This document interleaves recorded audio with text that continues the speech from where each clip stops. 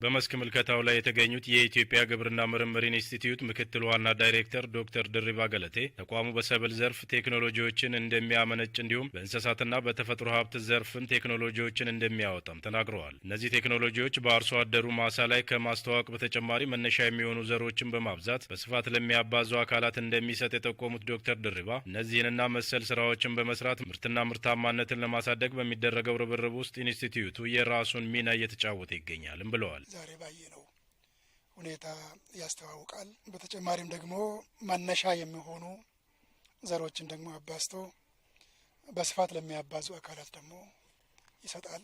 ከነዚህ ደግሞ ለምሳሌ ከዛሬ ካየናቸው በላርጅ ስኬል ደግሞ በተመረቱ ማሳዎች ደግሞ ያለውንም ዘር ወስዶ ለአርሶ አደሩ ያከፋፍላል ማለት ነው። ስለዚህ እነዚህን ስራዎች በመስራት እንግዲህ የግብርናን ምርትና ምርታማነት ለማሳደግ በሚደረገው ርብርብ ውስጥ የራሱን ሚና የሚጫወት ተቋም ነው። የግብርና ሽግግር ምርምር ላይ እንደሚመሰረት አውስተው ቴክኖሎጂ ጥቅም ላይ በዋለባቸው በስንዴ፣ በበቆሎ፣ በድንችና በመሳሰሉ ሰብሎች ላይ ከፍተኛ ምርታማነትን ማስመዝገብ ተችሏል ነው ያሉት። እንደ ሀገር የተጀመረውም በምግብ ራስን የመቻል ጉዞውን ለማፋጠን በሚደረገው እንቅስቃሴ ስንዴ ከውጭ ማስገባት ማስቀረት መቻሉን ያነሱት ኃላፊው በቀጣይ ይህን ውጤት አልቆ ለማስቀጠል የግብርና ምርምር ተቋማት ሚና ከፍተኛ መሆኑን ተናግረዋል። የጉራጌ ዞን ዋና አስተዳዳሪ አቶ ላጫ ጋሩማ በበኩላቸው ዞኑ ከወልቂጤ ግብርና ምርምር ማዕከል ጋር በመቀናጀት አበረታች ተግባር ማከናወን ተችሏልም ብለዋል። ግብርና ለስራ ዕድል ፈጠራ፣ የአመጋገብ ስርዓት ለማሻሻል፣ የምግብ ሉዓላዊነትን ለማረጋገጥ፣ የገቢ አቅምን ለማሳደግና ከውጭ የሚገቡ የግብርና ውጤቶችን በሀገር ውስጥ ለመተካት ከፍተኛ አስተዋጽኦ እንደሚያበረክትም ተናግረዋል። ግብርና ያ ሁሉ ነገራችን ነው። ሁሌ እንደምናነሳው ለስራ ዕድል ፈጠራ፣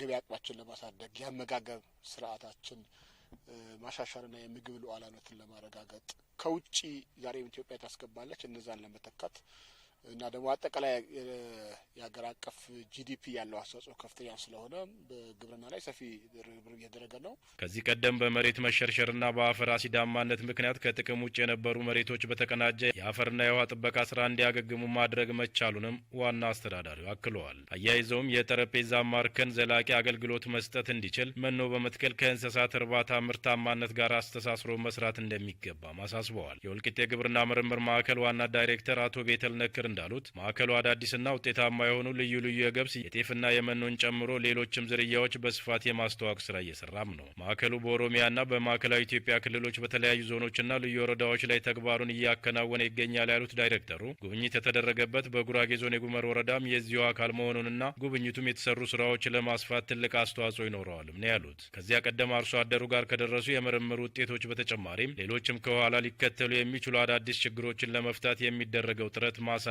መሆኑንም ጠቁመዋል። የምርምር ማዕከሉ አሲዳማ አፈር ከተጎዳ ኖራ እንዲሁም የምርታማነት እጥረት በሚኖርበት ሰዓት አዳዲስ ዝርያዎችን በማቅረብ ምርትና ምርታማነትን የማሳደግ ስራ እየሰራ ይገኛል ያሉት አቶ ቤተል ይህም እንደየአካባቢው ስነ ምህዳር የሚቀርብ በመሆኑ በየአካባቢው ያለውን የመልማት ጸጋን አጉልቶ ከማውጣት አንጻር ትልቅ እድል ይሰጣልም ብለዋል። እነዚህን ደግሞ ምናልባት በየስነ ምህዳሩና እንደ አካባቢው የምናቀርበው ስለሆነ በተለይ ደግሞ በየአካባቢው ያለውን የመልማት ጸጋን ከማውጣት አንጻር ትልቅ እድል የሚሰጥ ነው ማለት ነው። በዘንድሮ ዓመትም 118 የሚሆኑ የተለያዩ የሰብል አይነቶች ምርቶች እየተሰራ መሆኑን ገልጸው በ218 ሄክታር ላይ የማስተዋወቅ ስራ መሰራቱንም ተናግረዋል። በተለይም በጉራጌ ዞን አሲዳማ አፈርን ተቋቁሞ ምርት መስጠት የሚችሉና ምርታማነታቸው ከፍ ያሉ የሰብል ዝርያዎችን ወደ አርሶ አደሩ ከማስገባት አንጻር በከፍተኛ ስራ እየተሰራ መሆኑንም አመላክተዋል። የጉራጌ ዞን ምክትል አስተዳዳሪና የግብርና መምሪያ ኃላፊ አቶ አበራ ወንድሙ በሽታን የሚቋቋሙና ምርታማነታቸው የተረጋገጡ ዝርያዎች ለአርሶ አደሩ በማስተላለፍ ረገድ የወልቂጤ ግብርና ምርምር ማዕከል ትልቅ አስተዋጽኦ እያበረከተ መሆኑንም ገልጸዋል። ማዕከሉ አሲዳማነትን በማከም ምንም አይነት ግልጋሎት የማይሰጡ መሬቶችን ምርት እንዲሰጡ በማድረግ እንዲሁም በእንስሳት ዘርፍም እያደረገ ያለው አበርክቶ አጠናክሮ ሊያስቀጥል ይገባልም ብለዋል። በመስክ ምልከታው ላይ አግኝተን ያነጋገርናቸው አርሶ አደሮች በሰጡት አስተያየትም ማዕከሉ ባደረገው ድጋፍና ክትትል ከዚያ ቀደም ጾሙን ያድር የነበረውን መሬት ወደ ምርት ሰጪነት መሸጋገር በመቻሉ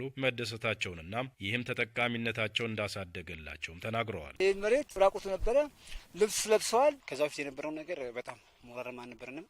አሁን ወልቂጤ ግብርና ምርምር ከገባ በኋላ በጣም አመርቂ ውጤት እያሳየን እንገኛለን።